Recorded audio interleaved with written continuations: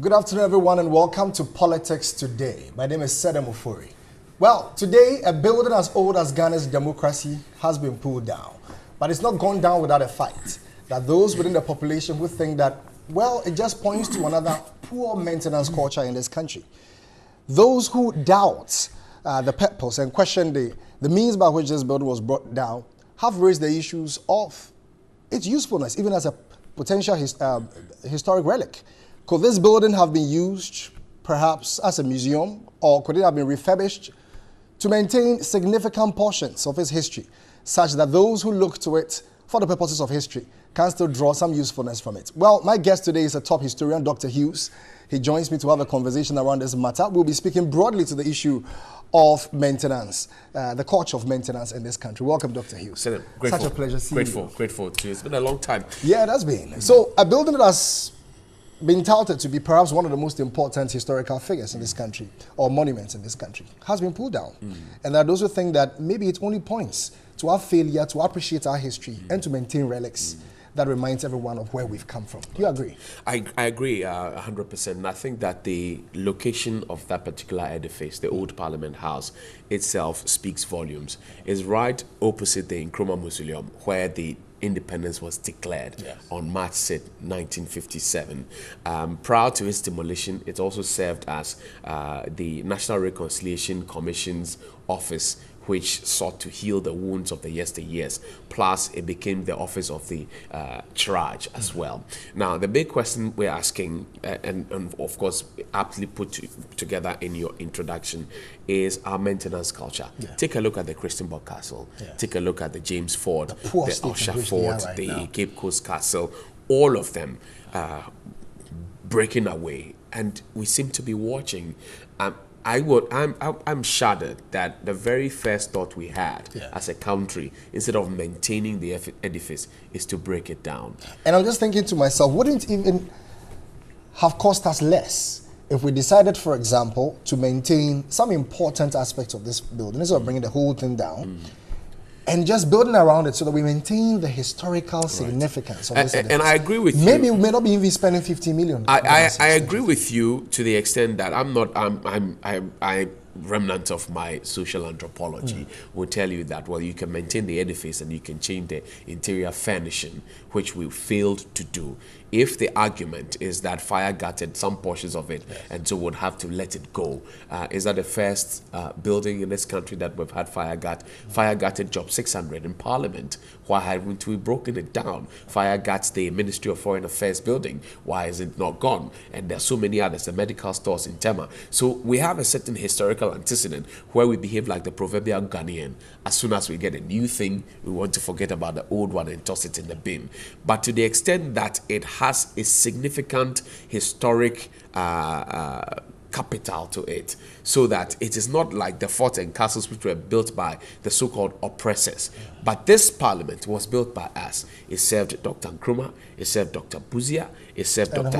Liman, and then even the very first point of President Rawlinson. And so, for me, it hurts that people who will come after us will not see it, they will only hear about it and read about it, but cannot have a feel of it. Now, there are those who also say that, look, we are only being hypocritical. This is an edifice that has been there for ages. Perhaps it's not even received the attention that we think it should get, even as a museum.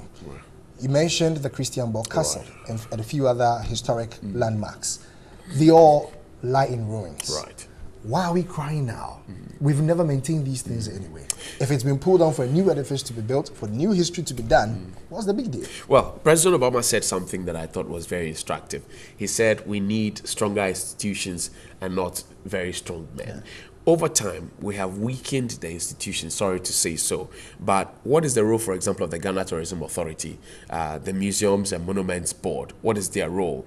Do we finance them well enough to be able to take care of these edifices? It's become the job of NGOs and private individuals to whip up public interest for these things to be catered for. But what happened to the state protecting what it has? This Parliament House, where the declaration was done, where later the Declaration of the Republic was also done, is very, very significant in our cultural and our historical antecedent as a country. So that if we have wiped that off, What else is there for us to wipe off? Incidentally and sadly, what is left is of the colonial past. But aren't we looking at a bigger problem? That the Ghanaian asks, what is there in history to look back to? How does history inspire us? Because right after independence, let me look at the icons of independence. So, such for Dr. Kwame Nkrumah, they paid with their lives for being patriotic. And it was Ghanaians who revolted, went on a destruction spree, brought down monuments that celebrated our own history. So long as it had anything affiliated to Osagyefo for Dr. Kwame Nkrumah. So maybe what we have here, this demolition, is a reflection of a certain state of the Ghanaian, that he has very little appreciation of history. Power corrupts, and absolute power corrupts, absolutely. A philosopher has said before.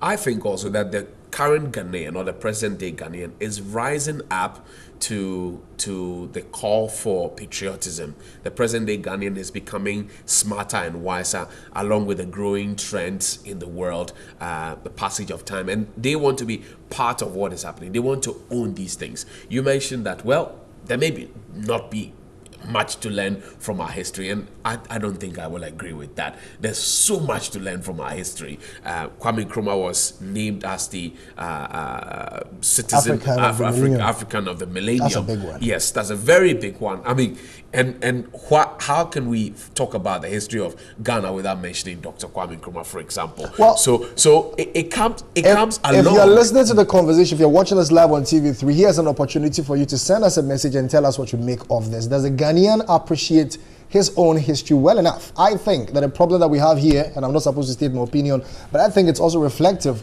of our general attitudes towards history in Ghana. But let me ask you, so an old building is going down, right, and you want to come up at 15 million Ghana cedis, right, cost to the taxpayer. Is it worth it? The politician's dream will always come at a cost to the taxpayer. The big question I will ask is that, why are we interested in concentrating everything around that small enclave? Get to the ministries area.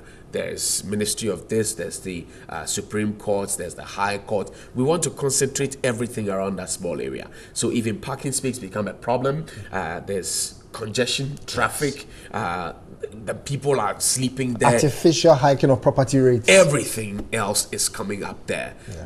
Do we need to stifle ourselves and suffocate ourselves at one point? What happened to develop in other places? So that's the next step of the conversation that we need to have. But largely, maintenance culture is a problem. And every now and then, look at the stadia. A stadia was renovated in 2008, practically 2008. Oh, you see the one in Tamale. Exactly. It's in a we terrible have goods state. And cattle feeding terrible on state. The pitch. Cape Coast Stadium was recently built. Go there and check. Terrible state, to the extent that we can't even have the scoreboards working. So we have that big problem. And as I said earlier, it's just like a proverbial Ghanaian. You get a new thing, you toss the old one in the bin. Well, that proverbial Ghanaian is you and I. This has been Politics Today. My guest, Dr. Hughes, is a historian, and he's taking us into the issues of our historic landmarks and our role, you and I, what roles we have to play when it comes to maintaining them. Culture of maintenance is really an important one. The conversation continues on 3news.com. My name is Sedem Ofori. This has been Politics Today. Let's do it again next week. Bye-bye.